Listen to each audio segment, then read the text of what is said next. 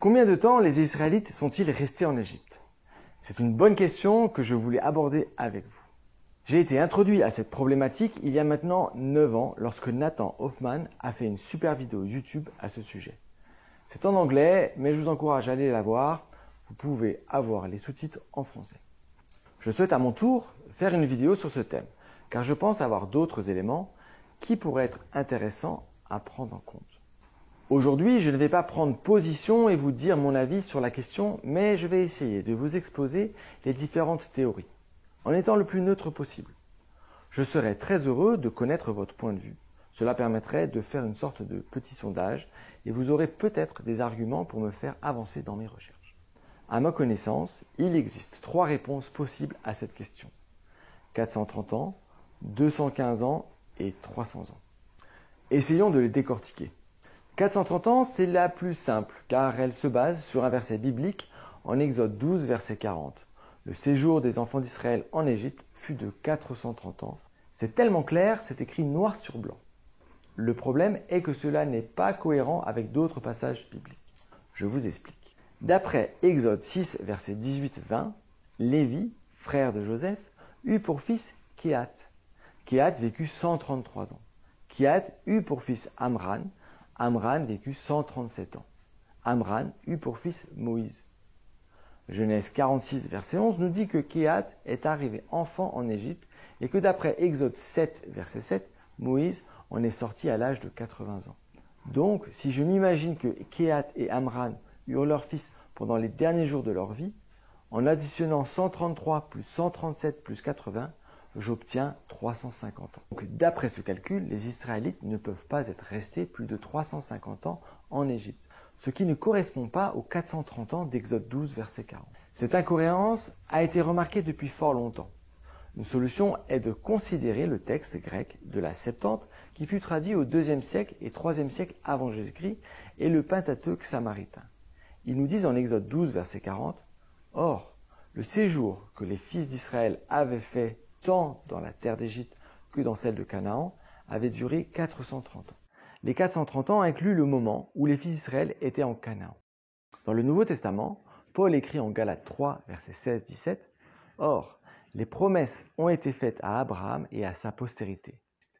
Voici ce que j'entends, une disposition que Dieu a confirmée antérieurement ne peut pas être annulée. Et ainsi, la promesse rendue vaine par la loi survenue 430 ans plus tard. » Ces versets sous-entendent que le début des 430 ans commence au moment où Abraham reçoit la première promesse, c'est-à-dire à l'âge de 75 ans. Donc, si j'additionne les 25 ans avant la naissance d'Isaac, les 60 ans d'Isaac avant la naissance de Jacob et les 130 années de Jacob avant son arrivée en Égypte, j'obtiens 215 ans. Il reste alors 215 ans de séjour en Israël pour compléter les 430 ans. 215 ans en Égypte, c'est ce qu'on appelle le court séjour, tandis que 430 ans est appelé le long séjour. Par ailleurs, en Genèse 15, verset 13, l'Éternel dit à Abraham, « Sache que tes descendants seront étrangers dans un pays qui ne sera pas à eux. On les réduira en esclavage et on les opprimera pendant 400 ans. » À quoi correspondent ces 400 ans? D'après l'hypothèse du court séjour, cette période débute au moment où Isaac a 5 ans et lorsque son frère Ismaël commence à se moquer de lui en Genèse 21, verset 9. Cela fait 55 ans de la vie d'Isaac, où il n'est pas encore père, plus 130 années de la vie de Jacob en dehors de l'Égypte, plus 215 ans en Égypte, ce qui nous fait 400 ans. D'après l'hypothèse du long séjour, la parole que Dieu a donnée à Abraham est un nombre d'années arrondi, car il est clair que les Israélites n'étaient pas esclaves pendant 400 ans, car lorsque Joseph était encore vivant, les Israélites étaient respectés. Il est intéressant de constater qu'assez tôt dans l'histoire, les Juifs pensaient qu'ils étaient restés 215 ans. Flavius Joseph, historien du 1er siècle, nous le dit dans Antiquité des Judaïques 2, 15-2. Ils quittèrent l'Égypte au mois de Xanthikos, le 15e jour de la lune, 430 ans après que notre ancêtre Abraham était venu en Chanaanée. L'émigration de Jacob avait eu lieu 215 ans après. Paul, dans Galates, semble aussi croire au court séjour. Dans le judaïsme, le rabbin Rashi de Troyes du XIe siècle avant Jésus-Christ penche également en faveur d'un court séjour. Si vous donnez crédit au calendrier juif, vous pensez implicitement que les Israélites sont restés environ 215 ans en Égypte. Nous avons vu ensemble les deux premières possibilités. Maintenant, je vous invite à considérer la troisième. Comme nous l'avons vu avec la généalogie de Moïse, on peut penser que le séjour des Israélites doit être sensiblement inférieur à 350 ans.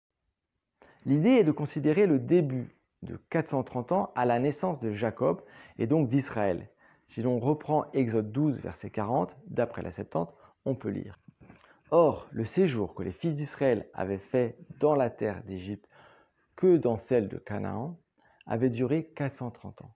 Ce verset ne parle pas d'Abraham, d'Isaac, mais d'Israël. Comme Jacob est arrivé en Égypte à l'âge de 130 ans, les Israélites seraient seulement restés 300 ans. 130 plus 300 égale 430.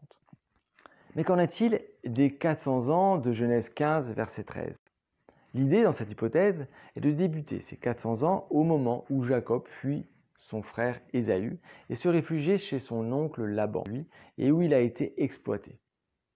Jacob semble avoir immigré chez Laban lorsqu'il avait environ 71 ans. Si l'on considère que Joseph est tout bébé lorsque Jacob est revenu vers sa famille, cela nous fait 59 ans avant le séjour en Égypte, plus 300 ans en Égypte, plus 40 ans dans le désert, ce qui nous fait 399 ans, ce qui est très proche de 400 ans. Peut-être que vous trouvez cela tiré par les cheveux, mais je pense que cette hypothèse est tout autant plausible que les deux autres. Pour la petite histoire, il y a à peu près un an, dans une discussion très houleuse sur Facebook, j'ai entendu parler de cette possibilité, mais je ne savais pas qui en était l'auteur. Dernièrement, je suis tombé sur un article de Jan Omvli, chercheur indépendant hollandais, qui en parlait déjà en 2016. Mais je suppose que l'idée n'est pas de lui. Donc si vous en savez plus par rapport à l'origine de cette hypothèse, je serais heureux de le savoir. J'espère que cette vidéo vous a plu. Dites-moi ce que vous en pensez. Dans ma prochaine vidéo, je vais vous parler de la même manière de la période entre l'Exode et la construction du temple. À bientôt!